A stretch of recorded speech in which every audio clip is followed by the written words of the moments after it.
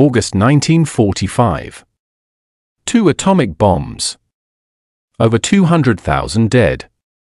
And still, Japanese commanders wanted to keep fighting. What drives a nation to reject surrender even when facing total annihilation? Today, we're uncovering the psychology, culture, and military strategy behind Japan's refusal to give up in World War II. Welcome back to the channel. If you're new here, hit that subscribe button because we dive deep into the untold stories of history that shaped our world. The Pacific War didn't end with a whimper. It ended with 2 atomic bombs and the deaths of hundreds of thousands of civilians, and even then, it took Emperor Hirohito's unprecedented radio address to force Japan's surrender. But why?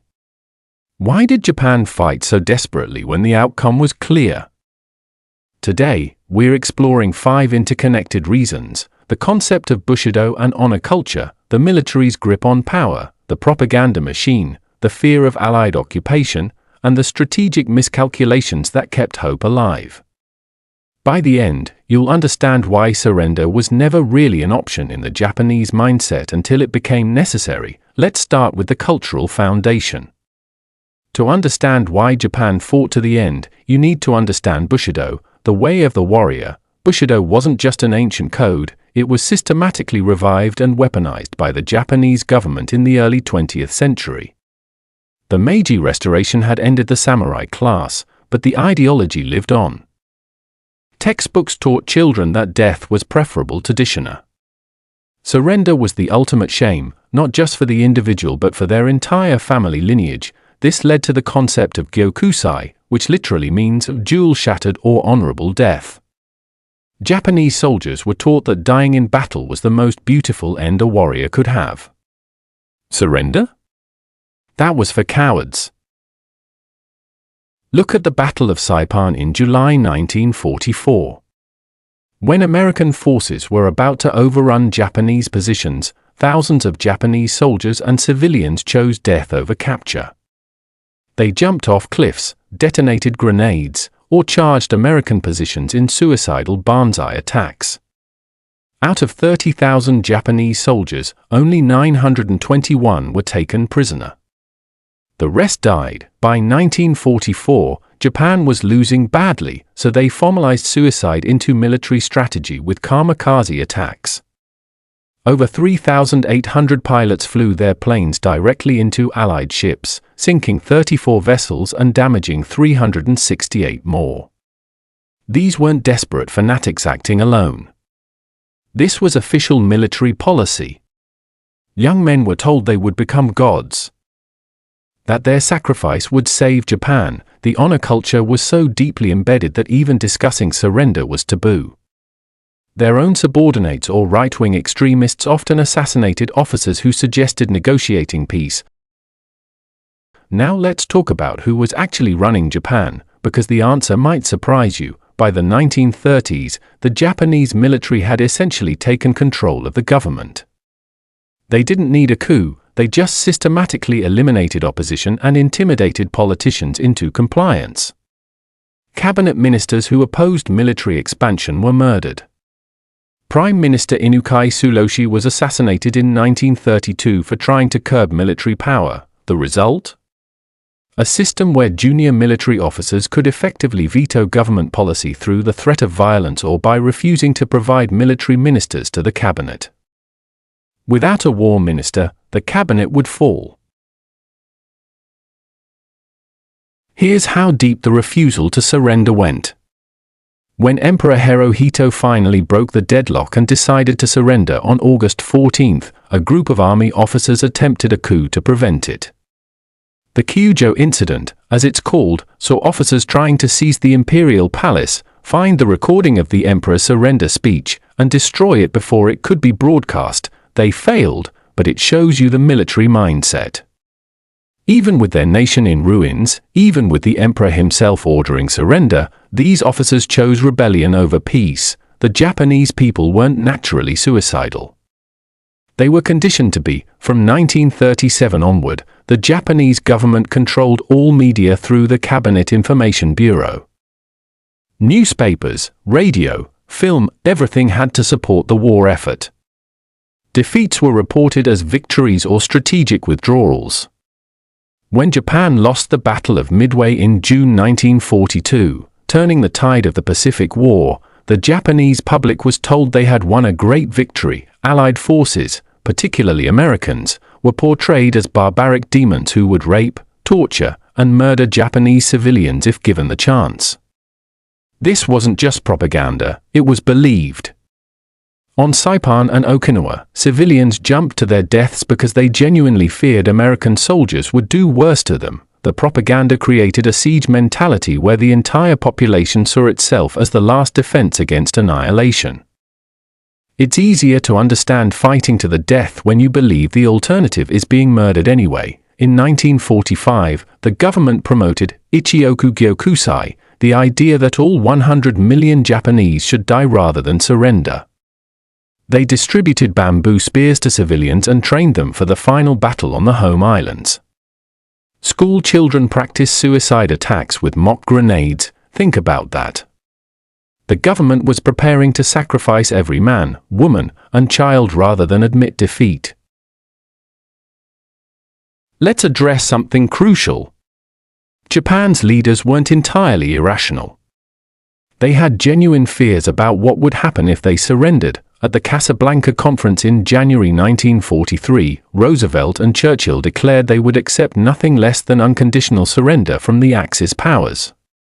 For Japan, this was terrifying because it meant they had no guarantees about what the Allies would do after victory. Japanese leadership feared the emperor would be tried as a war criminal and executed, that the imperial system would be abolished, that Japan would be carved up like Germany, and that the military leadership would all be hanged.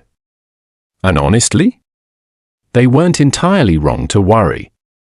Some Allied leaders did want to try the emperor and eliminate the imperial system. By August 1945, Japan was trying desperately to get the Soviet Union to mediate a conditional surrender with better terms. They didn't know Stalin had secretly agreed at Yalta to enter the war against Japan. When the Soviets invaded Manchuria on August 9, 1945, with over 1 million troops, Japan's last hope for a negotiated peace vanished. The Soviet invasion was arguably as important as the atomic bombs in forcing the surrender. It eliminated the final diplomatic option and raised the terrifying prospect of a Soviet occupation of Japan, which Japanese leaders feared even more than American occupation. The Japanese term kokutai refers to the national essence, centered around the emperor. For Japanese leaders, preserving the kokutai was non-negotiable. This is why even moderates hesitated to surrender. They needed assurance that the emperor would remain. When the Allies finally sent the Potsdam Declaration demanding surrender, it was ambiguous about the emperor's fate. That ambiguity kept Japan fighting for weeks longer. Only when the Americans clarified that the emperor could remain did surrender become politically possible. The final piece of the puzzle is strategic thinking, or rather, strategic desperation. Japanese military strategy had always focused on the decisive battle, the one engagement that would turn the tide of war. They believed they could inflict such horrific casualties on an American invasion force that the United States would agree to negotiate rather than pay the price. This wasn't entirely unreasonable. The Battle of Okinawa from April to June 1945 resulted in over 12,000 American deaths, 110,000 Japanese military deaths, and potentially 100,000 civilian deaths. It was one of the bloodiest battles in the Pacific. Japanese planners believed that if they could make an invasion of the home islands even bloodier, American public opinion would force negotiations. The Japanese prepared Operation Ketsugo, the defense of the homeland. They positioned over 2 million soldiers, thousands of kamikaze aircraft, suicide boats, and even human torpedoes called kaiten. The plan was to throw everything at the invasion beaches and make the Americans bleed so badly they'd sue for peace. American estimates projected 500,000 to 1 million Allied casualties for an invasion of Japan. The Japanese hoped that the number would be unacceptable to democratic societies that valued their soldiers' lives. What Japanese strategists didn't grasp was American determination. After Pearl Harbor, after Bataan, after years of brutal island-hopping campaigns. The United States wasn't going to negotiate. They would accept nothing short of total victory, regardless of cost. Japanese intelligence also didn't fully understand the atomic bomb's significance. After Hiroshima, some military leaders thought the Americans only had one bomb. After Nagasaki, they thought maybe two. They didn't realize the US could produce more and would continue dropping them until Japan surrendered. Ultimately, it took Emperor Hirohito's personal intervention to break the deadlock. On August 15, his voice was broadcast on the radio for the first time in history, announcing surrender in carefully coded language that avoided the word surrender. Even then, he emphasized preserving the kokutai and framed it as enduring the unendurable for the sake of the nation. So why did Japan fight to the very end? It wasn't one reason.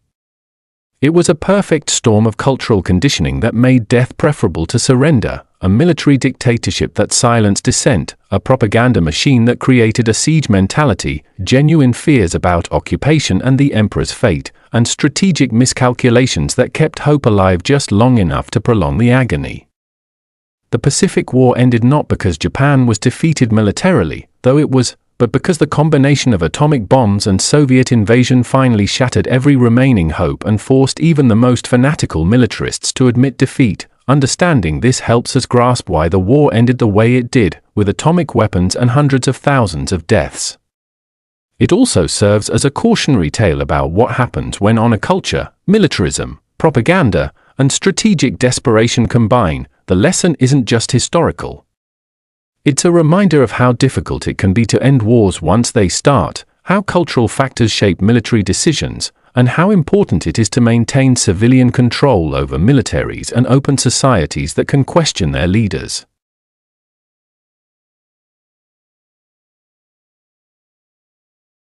If you found this deep dive valuable, smash that like button and subscribe for more detailed history content. Drop a comment below with your thoughts. What aspect of Japan's fight to the end surprised you most?